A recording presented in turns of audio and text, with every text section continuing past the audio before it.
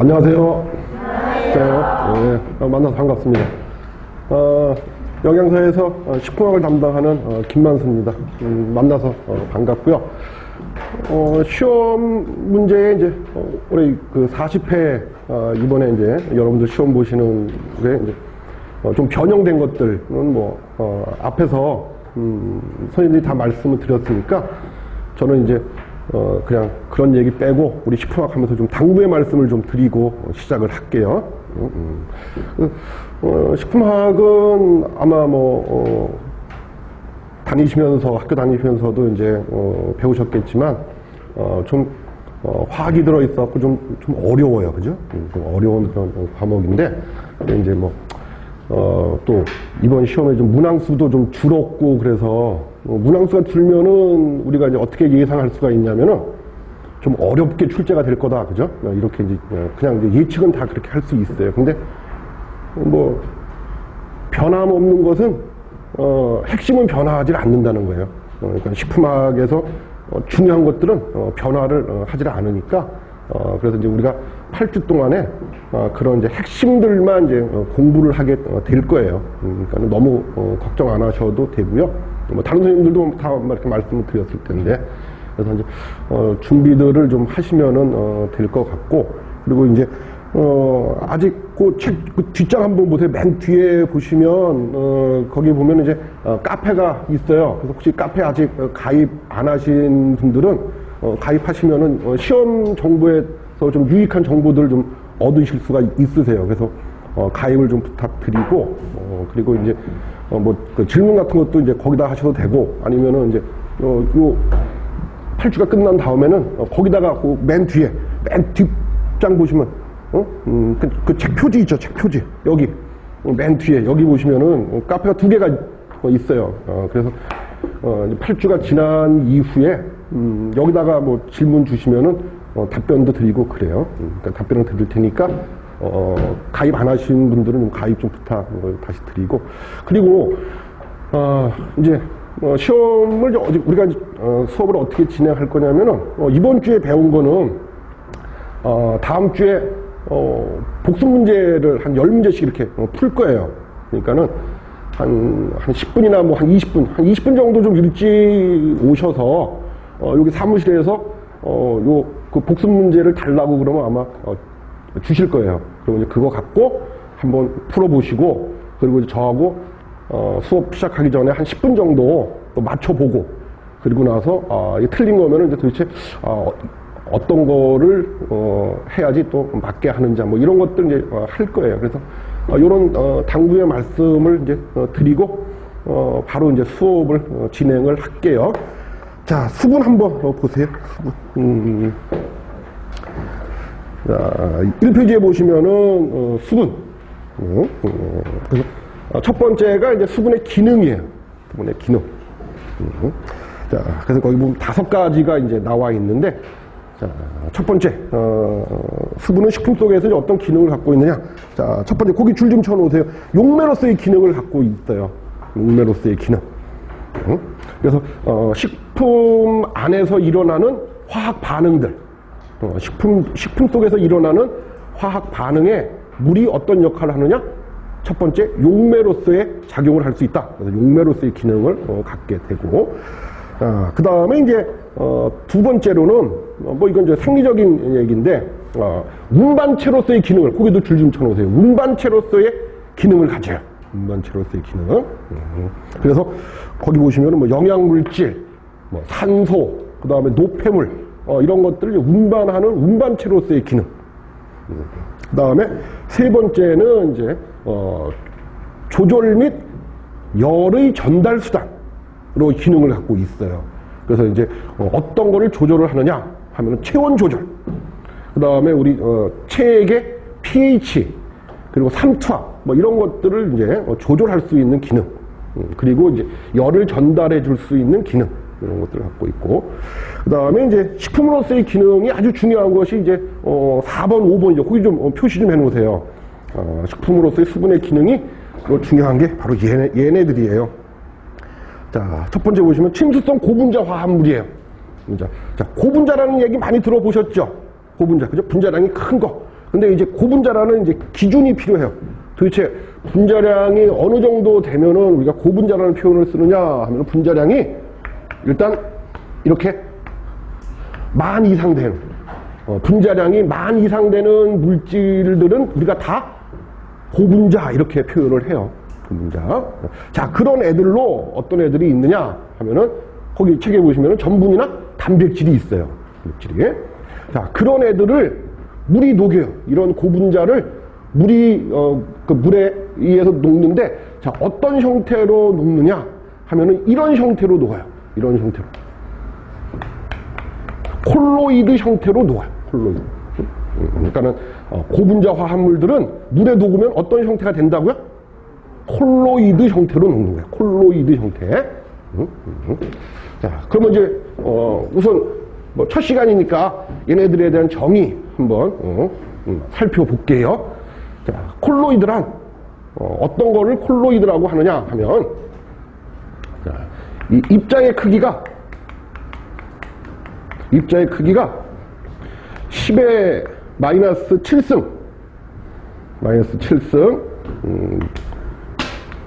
보다는 크고 10의 마이너스 5승보다는 작은 입자를 우리가 뭐라고 그러느냐, 이거를 콜로이드라고 그래요. 그러니까 입자의 크기가 10의 마이너스 7승보다는 크고, 그리고 10의 마이너스 5승보다는 작은 입자들을 우리가 콜로이드 이렇게 얘기해요. 그래서 표시를 해보면은, 자, 이게 이제 10의 마이너스 5승이고 이게 10의 마이너스 7승이에요. 그럼 입자의 크기가 어디? 요 범위 안에 있는 애들. 그죠? 입자의 크기가 요 범위 안에 들어있는 애들을 우리가 뭐라고 부르느냐? 그거를 콜로이드라고 불러요. 콜로이드. 그래서 대표적인 게 이제 뭐 여러 가지가 이제 콜로이드 뭐 대표적인 게 여러 가지가 또 있는데, 이제 거기를 한번 보자고요. 자, 그래서 우선 네 번째 보시면은 고분자 화합물들을 물이 녹이는데 어떤 형태로 녹이느냐? 콜로이드 형태로 녹인다. 그죠? 콜로이드 형태. 그래서 콜로이드란 뭐냐? 입자의 크기가 10의 마이너스 7승보다는 크고 10의 마이너스 5승보다는 작은 입자들을 우리가 콜로이드라고 부른다. 이렇게 정의를 내렸고요. 자, 그 다음에 이제 보세요. 자, 함수량에 따라서, 그러니까 이제 물의 양에 따라서, 물이 많고 적음에 따라서, 자, 이 콜로이드는 두 가지 형태를 가질 수가 있다. 그런 거죠. 콜로이드는. 그러니까 이 콜로이드는, 자, 가지고 있는 수분의 양에 따라서 두 가지 상태가 존재한다. 하나가 뭐냐면은 졸이라고 하는 형태, 졸. 또 하나가 겔이라고 하는 형태. 그러면 아무튼 얘네 둘 다 어떤 형태라는 거예요? 얘네 둘 다 콜로이드라는 얘기지, 그죠? 콜로이드. 다만 수분의 함량에 따라서 수분의 함량이 많은 경우에는 우리가 이 콜로이드를 뭐라고 부르느냐? 졸이라고 불러요. 그러니까 콜로이드가 수분이 많은 상태의 콜로이드는 졸 이렇게 부르고, 수분이 적은 상태의 콜로이드는 겔 이렇게 부른다, 그런 얘기예요.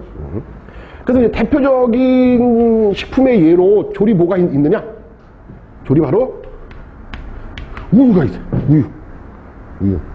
그러니까 이제 우유 속에 들어있는 입자의 크기가 10의 마이너스 7승보다는 크고 10의 마이너스 5승보다는 작을 만한 애들이 누가 있겠어요? 우유 속에 단백질, 카제인 있죠. 카제인, 단백질, 그 다음에 지방, 이런 것들이 입자의 크기가 10의 마이너스 7승보다는 크고 10의 마이너스 5승보다 작은 형태로 존재를 한다, 그런 얘기예요. 그런 걸 우리가 뭐라고 하냐면 졸이라고 얘기해요. 졸. 그 다음에 이제 겔 같은 경우에는, 일단은 제 같은 경우는 수분의 함량이 어때요? 작아야죠. 그래서 일정한 형태를 갖는 거야. 콜로이드가 일정한, 거기다 겔에다가 한번 적어보세요. 겔에다가 콜로이드가 일정한 형태를 갖는 거야. 일정한 형태. 콜로이드가 일정한 형태를 갖는 거를 우리가 겔이라고 그래요. 그래서 뭐 대표적인 식품의 예로 뭐가 있어요? 대표적인 식품의 예로 푸딩 같은 거, 그 다음에 젤리, 뭐 이런 것들이 대표적인 겔의 종류예요. 그래서 식품의 예로는 졸 형태는 우유, 그리고 겔 형태는 푸딩, 그 다음에 젤리 또는 두부 이런 것들이 다 겔 형태예요. 겔 형태라고 생각하시면 된다. 자, 그래서 이제 4번 말씀드렸고, 그다음에 이제 5번. 자, 이 수분이 또 이 물이 또 뭐를 유지하는데 중요한 역할을 하느냐? 생체의 고분자 구조. 거기에요. 생체 고분자 구조 이렇게 여기다 줄 좀 치세요. 그래서 고분자 구조는 생체의 고분자 구조는 우리가 크게 아직 단백질을 안 해서 이해를 못 하실 수도 있는데 생체 고분자의 구조는 1차 구조, 2차 구조, 3차 구조, 4차 구조가 있어요. 그 중에서 이 수분이 관여하는 것이 생체 구조에서 2차, 3차 구조에 관여를 해요. 그거다 좀 적어 놓으세요. 자, 생체 고분자 구조 중에서 자, 단백질, 이 수분이 관여하는 게 2차 구조와 3차 구조에 관여한다. 2차 구조. 그래서 이렇게 특히 수분의 기능에서 특히 이 4번과 5번은 여러분들 꼭 좀 기억 좀 해 두세요. 자, 그다음에 이제 두 번째 말씀드려야 될 거는 그럼 이제 식품 속에 들어있는 수분의 형태, 수분의 형태, 어떤 형태로 있느냐? 크게 두 가지 형태로 있다. 자, 그 첫 번째가 자유수 형태, 그리고 또 하나가 결합수 형태. 이렇게 두 가지 형태로 존재한다. 식품 속에 들어있는 수분의 형태는. 자, 그래서 이제 각각의 특징들을 한번 살펴볼게요. 자, 그래서 거기 보면 자유수 한번 보세요. 자, 용매로 작용할 수가 있다. 자유수는. 용매로 작용을 할 수가 있다. 그리고 건조를 하게 되면은 아주 쉽게 제거가 가능하다. 그리고 미생물이 이용을 해. 그래서 미생물이 이용한다는 것은 여기서 얘기하는 거는 식품의 품질을 저하시킨다. 이렇게 이해하시면 돼요. 식품의 품질을 저하시킨다. 미생물이 이용한다 하는 거는 식품의 품질을 저하시킨다. 그 다음에 0도씨 이하에서 쉽게 동결된다. 자, 그래서 자유수에 대한 예들이 나온다고 하면 1번부터 4번까지 좀 이렇게 좀 묶어 놓으세요. 제일 많이 나오는 보기들이에요. 1번부터 4번까지가. 그 다음에는 5번, 6번, 7번은 전부 물리화학적인 용어들이죠.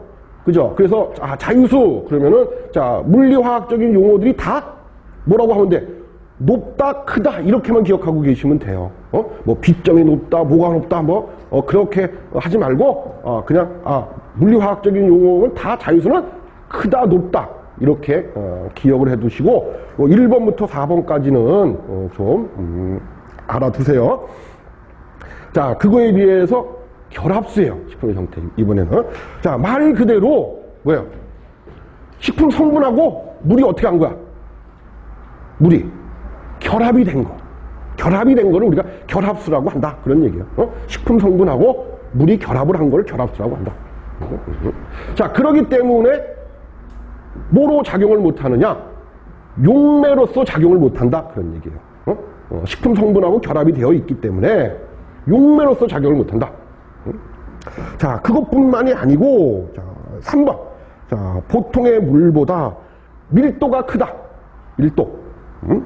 그래서 그냥 외우라고 그러면, 얘가 지금 당장은 외우기가 쉬운데, 이제 며칠 지나서, 결합수가 자유수에 비해서 밀도가 큰지 작은지, 이게 또 헷갈려요. 그죠? 그래서 여기 지금 표현한 게 보면, 여기, 그 3번에 보면 보통의 물보다 하는 거, 거기 줄 좀 주세요. 보통의 물이라고 하는 게 뭐냐면, 이게 자유수야. 그러니까 쉽게 얘기해서 자유수보다 결합수가 뭐가? 밀도가 크다. 그죠? 자, 근데 밀도를 구하는 공식, 요거는 그냥 한번 보시면은 이해가 되실 거예요. 자, 뭐로 하냐면, 부피분의 질량으로 우리가 구해요. 구한다고. 자, 그래서 예를 들어서, 이렇게 자유수, 이건 자유수, 이건 결합수예요. 자, 똑같이 자유수 100개 그리고 결합수 100개 이렇게 존재를 해요. 존재를 한다고. 자, 근데 결합수 같은 경우는 요렇게. 그죠? 왜냐면 말 그대로 요게 수분이고 얘는 뭐겠어요? 식품 성분이겠죠? 그지? 그러니까 결합수지. 그지? 결합수. 얘네들은 이제 이렇게 이렇게 있단 말이에요. 이렇게. 자, 그러면 보세요. 자, 밀도를 비교 한번 해볼게요. 자, 똑같이 물이 가지고 있는 개수 몇 개예요? 100개지, 100개. 그죠? 그러면 물의 부피는 어때요? 똑같이. 같지, 물의 부피. 그죠? 그러면 자유수나 결합수나 물의 부피는 똑같단 말이야. 근데 무게는 어떨 것 같아요? 무게는 누가 더 무거울 것 같아요? 결합수가 더 무겁겠죠. 그죠? 그러니까 부피는 같은데 무게가 더 나가. 그러니까 당연히 밀도가 높아지겠죠. 그죠? 그래서 그렇게 기억을 해 두세요. 그래서 왜 결합수가 자유수에 비해서 밀도가 큰지. 그래서 밀도가 크다. 그 다음에 네 번째, 100도씨 이상 가열해도 제거가 되질 않아요. 왜? 얘도 결합이 되어 있기 때문에 그래요. 결합수이기 때문에. 그래서 결합수이기 때문에 100도씨 이상 가열해도 제거되지 않는다. 0도씨 이하에서 얼질 않아요. 물론 이거보다 더 훨씬 낮은 온도. 자, 거기다 가로치시고, 자, 마이너스 20에서 마이너스 30도에서도 얼지 않는 물. 이렇게. 그 다음에 이제 여섯 번째. 미생물이 발화와 번식에 이용되지 못해. 그래서 미생물이 이용을 못하는 거예요. 그래서, 자유수는 미생물이 이용을 해갖고 식품의 품질을 어떻게 한다고 했어요?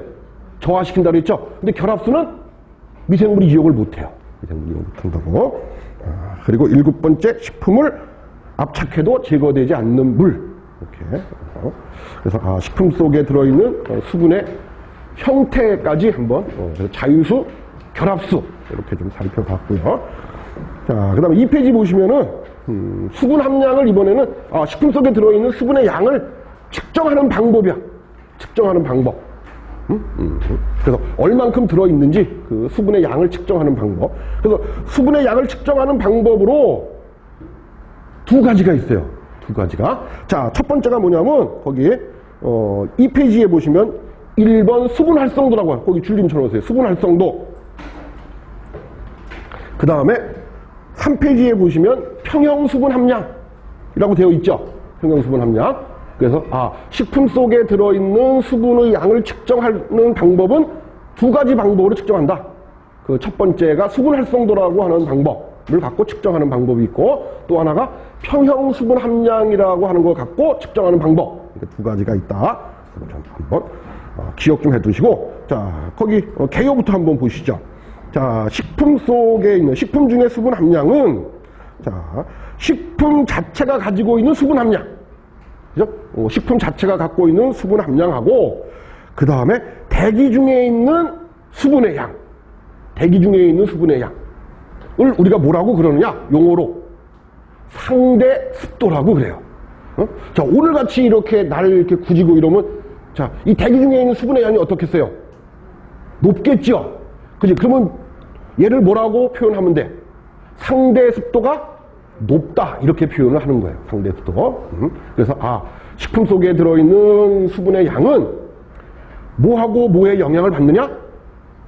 식품 자체가 갖고 있는 수분의 양하고, 그리고 상대 습도에 영향을 받는다. 그죠? 자, 그래서 그 수분의 양을 측정하는 방법으로 두 가지가 있는데, 그 첫 번째 수분 활성도에 대한 얘기부터 시작을 해보자 그런 거죠. 자, 그래서 정의부터 한번 살펴볼게요. 정의. 자, 어떤 임의의 온도, 거기 임의의 온도에다 줄 좀 쳐놓으세요. 임의의 온도. 자, 어떤 임의의 온도에서 한 식품이 나타내는 수증기 압을 우리가 PS라고 하자. 그죠? PS. 자, 그에 대한 그 온도에서, 거기다 줄 좀 쳐놓으세요. 그 온도. 그 온도에 있어서 순수한 물의 포화 수증기압의 P를 우리가 뭐라고 하느냐? 그거를 수분 활성도라고 한다. 그렇죠? 자, 그래서 간단하게 수분 활성도, AW는 어떻게 표시하느냐 하면, 자, 식품 속에 들어있는 수분의 양이에요. 그거를 뭐라고 했어요? PS. 그죠? PS. 그리고 자, 순수한 물의 수분의 양, 포화 수증기압 P0. 이렇게 표시한다. 자, 그런데 이제, 기억을 해 두셔야 될 게 뭐냐면, 이런 거예요. 자, 여기서 말하는 아까 임의의 온도하고 그 온도는 어때야 돼? 어때야 될 것 같아요? 지금 여러분들 줄 치신 거 있죠? 임의의 온도하고 그 온도. 그죠? 얘네들은 어때야 될 것 같아요? 같아야 돼. 온도가 같아야 된단 말이야.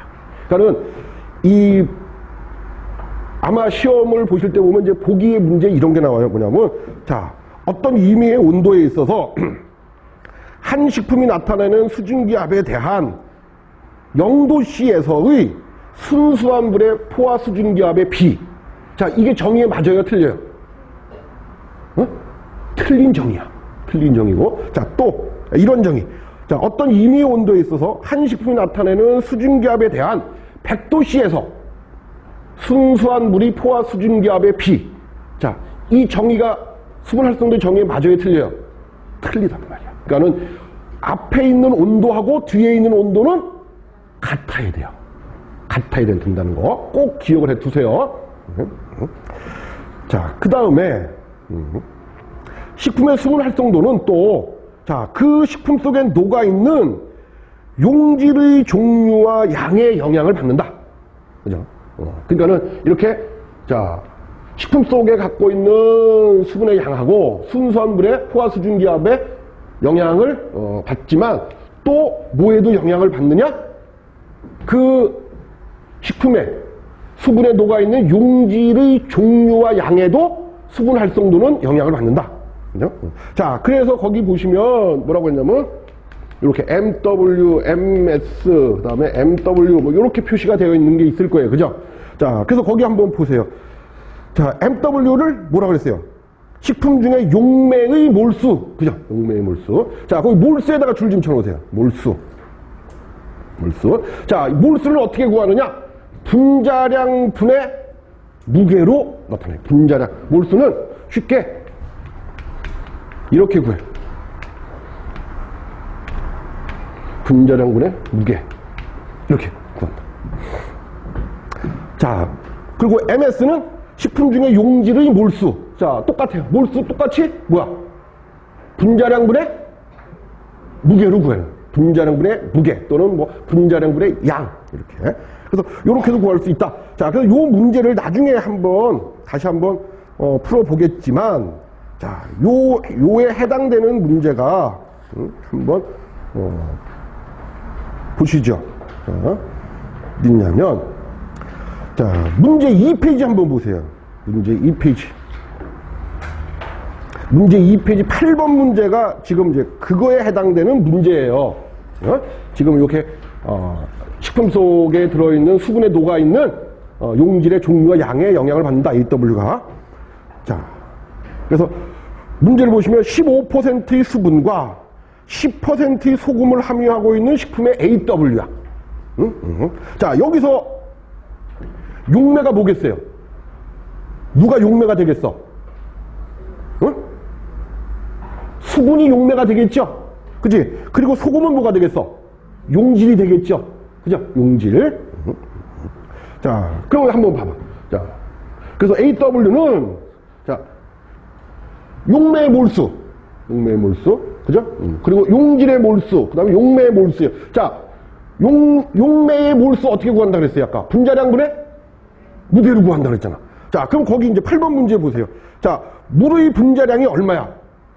18이죠. 자, 그러면 18분의, 자, 얘 양이 얼만큼 있어요? 지금 얼마 갖고 있는 거야? 지금 용질의 양을 얼마큼 갖고 있어요?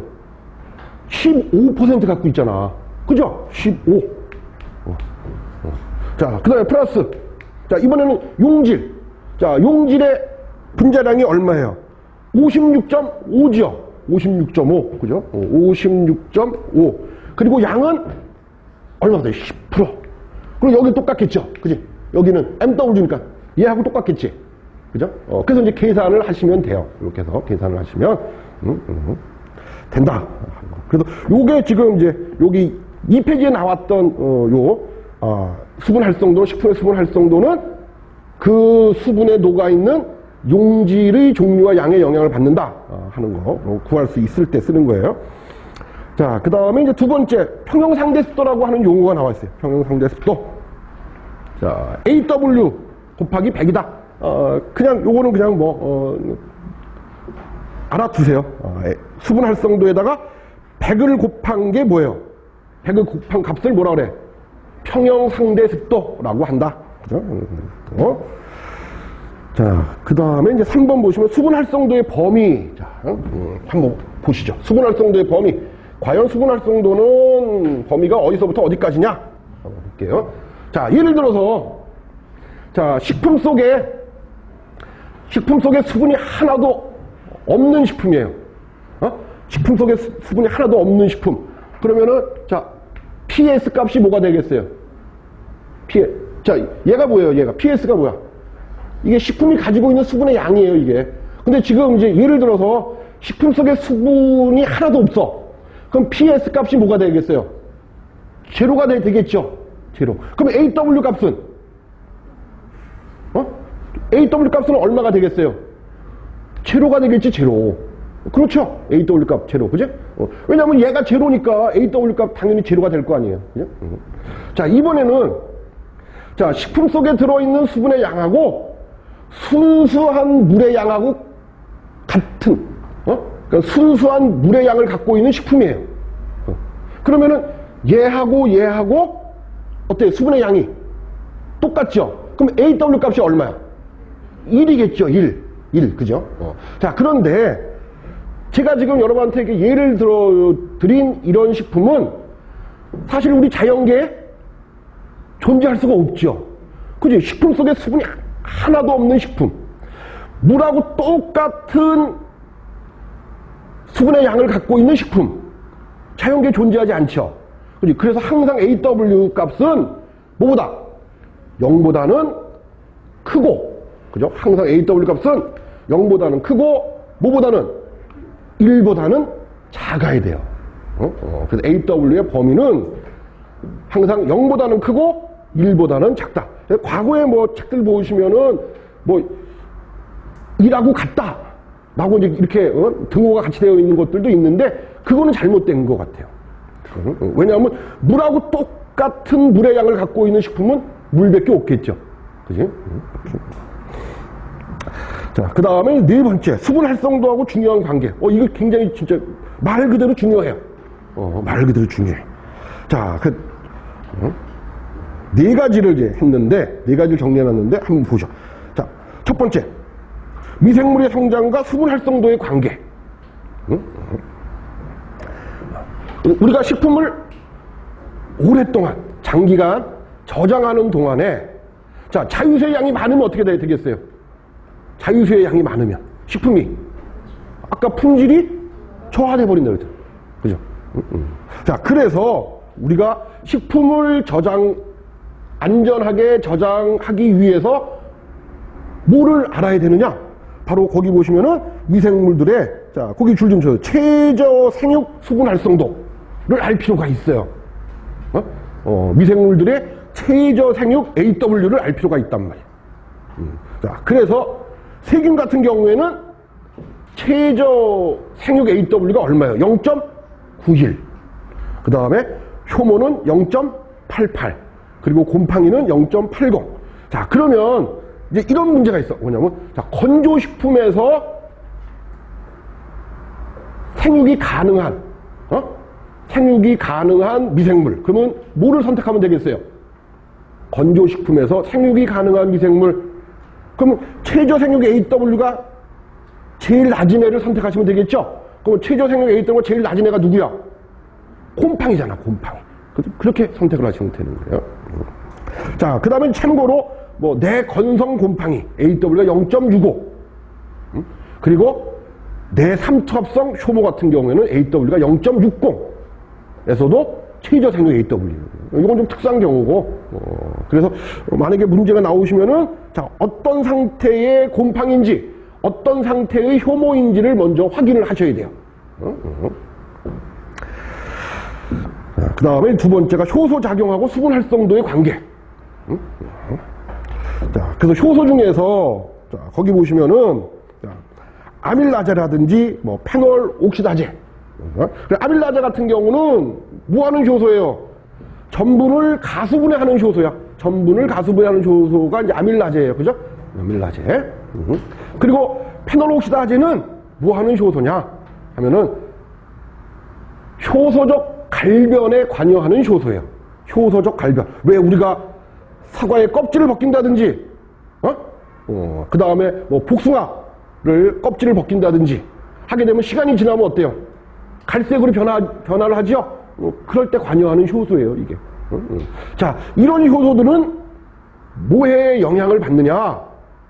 AW에 영향을 받는다. 그런 얘기예요, AW. 그래서 AW가 0.85 이하인 경우에는 이런 효소들은 작용을 못해요. 자, 그러면 우리가 이런 효소의 작용을 억제하기 위해서는 식품에서 AW의 양, 즉 수분 활성도의 양을 어떻게 하면 되겠어요? 낮춰주면 되겠죠. 그지? 낮춰주면. 그 다음에 삼투압과 수분 활성도의 관계. 자, 삼투압이 증가를 해요. 삼투압이 증가를 해. 그러면은, 자, 식품 속에 있는 AW가 감소를 해.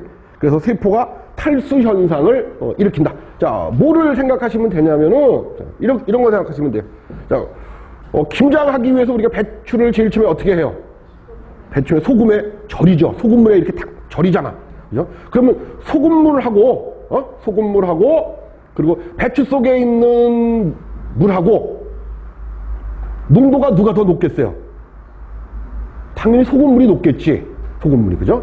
그래서 소금물이 배추 속에 있는 물보다 삼투압이 높아져요.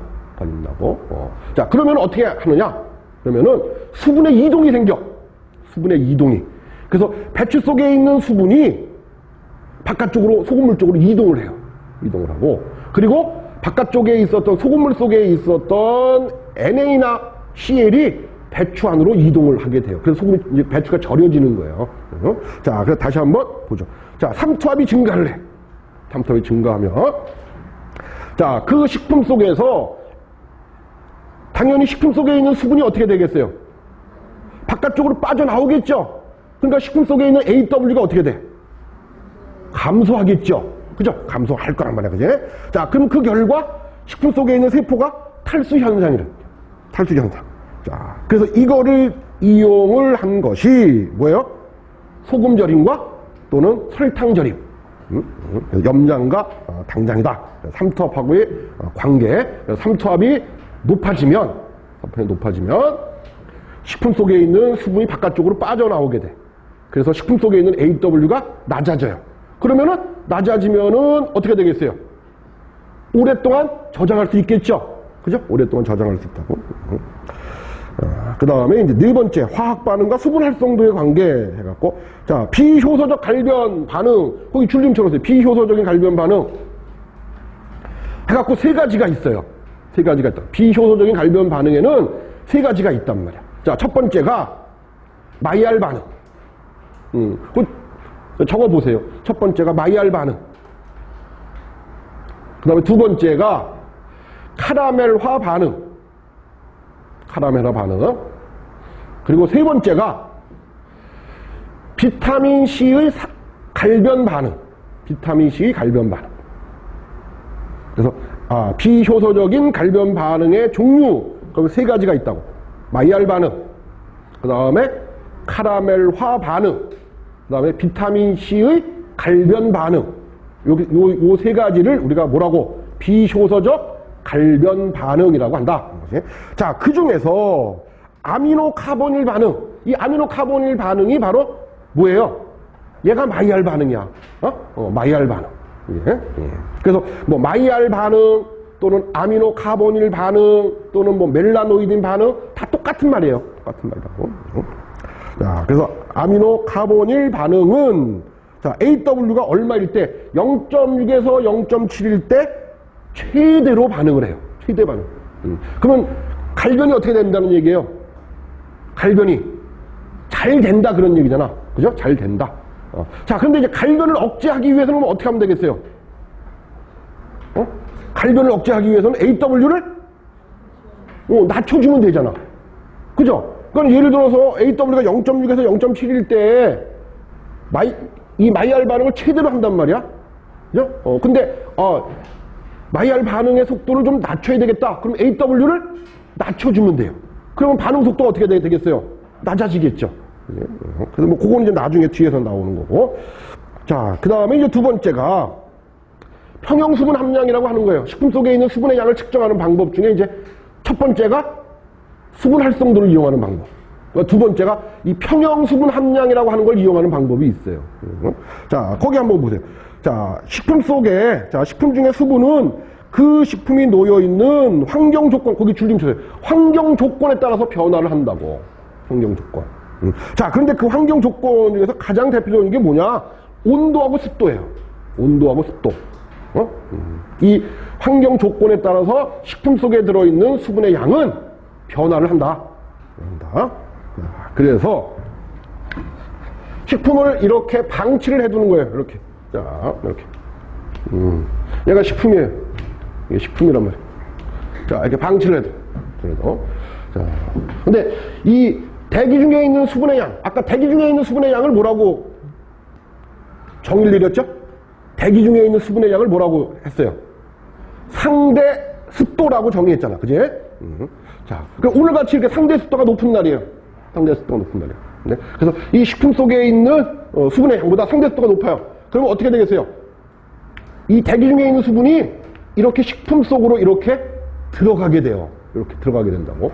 그래서 이렇게 들어가는 거를 뭐라고 하느냐? 이거를 우리가 흡습한다 이렇게 얘기를 해요. 이 대기 중에 있는 수분이 식품 안으로 이렇게 들어가는 것을 우리가 흡습 이렇게 얘기한다. 흡습. 자, 근데 반대의 경우도 있겠죠. 그지? 자, 식품 속에 있는 수분의 양이 이 대기 중에 있는 수분 양보다 더 많아. 그럼 반대로 어떻게 이렇게 식품에서 대기 중으로 수분이 빠져나가겠죠. 그지? 자, 이런 거를 뭐라고 하느냐? 이거를 우리가 탈습 이렇게 얘기를 하는 거야. 탈습. 이렇게. 자, 그래서 지금 우리 눈에는 보이지 않지만 이 식품을 이대로 그냥 방치를 해둬요. 이렇게. 방치를 해두면은 우리 눈에는 보이지 않지만 뭐하고 뭐 흡습과 탈습을 지속적으로 반복을 해요. 막 반복을 한다고. 자, 그러다가 이런 경우가 생겨. 이런 경우. 자, 어떤 경우가 생기냐면은 이 대기 중에 있는 수분의 양하고 이 식품 속에 있는 수분의 양이 같아질 때가 있어요. 그죠? 흡습과 탈습을 계속 반복하다가 보면은 이제 대기 중에 있는 수분의 양하고 식품 속에 있는 수분의 양이 같아질 때가 있단 말이야. 자, 그러면 어떻게 하겠어요? 그때는 어떻게 할 것 같아요? 그때는 더 이상 흡습과 탈습을 하지 않을 거란 말이에요. 그죠? 않을 거란 말이야. 자, 그럴 때 이 식품 속에 들어있는 수분의 양을 뭐라고 정의를 하느냐? 그거를 바로 평형 수분 함량이라고 정의를 한다. 그런 얘기예요. 평형 수분 함량. 자, 그래서 이 평형 수분 함량을 측정을 해 봤어요. 지금 오늘 이 시간에 측정을 해 봤더니, 자, 예를 들어서 80%가 나왔어. 80%. 이 식품의 평형 수분 함량이 오늘 이 시간에 측정한 결과 80%가 나왔단 말이에요. 자, 근데 문제가 되는 게 뭐냐면, 자, 내일 다시 이 식품에 내일 같은 시간에 이 식품의 수분의 함량을 측정을 했어요. 그럴 때 80%가 나올 수 있느냐 없느냐? 어떨 것 같아요? 80%가 나올 것 같아요? 안 나올 것 같아요? 안 나와. 80%가 안 나온다고. 왜? 지금 오늘 이 시간에 이 강의실의 온도와 습도가 내일 이 시간에 이 강의실의 온도와 습도하고 같다는 보장이 없죠. 그렇죠. 그렇기 때문에 이게 바뀔 수가 있어요, 이게. 그래서 이 평형수분 함량은 어떤 경우에만 가능하느냐 하면은 밀폐된 공간 내에서만 가능해요. 밀폐된 공간. 그래서 우리가 그냥 일반적으로 자, 식품 속에 들어있는 수분의 양을 측정한다. 그러면 뭘 갖고 측정을 해요? 수분 활성도를 갖고 측정을 하는 거야. 그래서 평형 수분 함량에 대한 설명을 드렸고, 자, 그 다음에 요 4번 등원 흡습 곡선. 하고 탈습 곡선. 요거 표시 좀 해놓으세요. 아주 중요한 부분이에요. 수분에서. 자, 우선 정의부터 한번 살펴보죠. 자, 일정한 온도에서 식품 주위의, 자, 거기 줄 좀 치세요. 상대 습도. 상대 습도. 자, 상대 습도가 뭐예요? 상대 습도가 뭐를 상대 습도라고 그래요? 대기 중에 있는 수분의 양. 그죠? 자, 상대 습도와 그 식품이 함유하고 있는 평형 수분 함량, 거기도 줄 좀 쳐놓으세요. 평형 수분 함량하고의 관계를 나타낸 그래프. 상대 습도와 평형 수분 함량하고의 관계를 나타낸 그래프를 뭐라고 한다? 그걸 뭐라고 정의하는 거예요? 등원, 흡습, 탈습, 곡선이라고 한다. 그죠? 자, 그 다음에 이제 두 번째 한번 보세요. 자, 그러면 이 대부분 식품의 등원, 탈습 곡선과, 흡습 곡선과 탈습 곡선 어떤 형태로 그려지느냐? 자, 거기 줄 좀 쳐주세요. 역 S자 형태로 그려져요. 등원, 탈습 곡선, 등원, 흡습 곡선이 어떤 형태로 그래프가 그려지느냐? 역 S자 형태로 그려진다. S자 형태로. 자, 그런데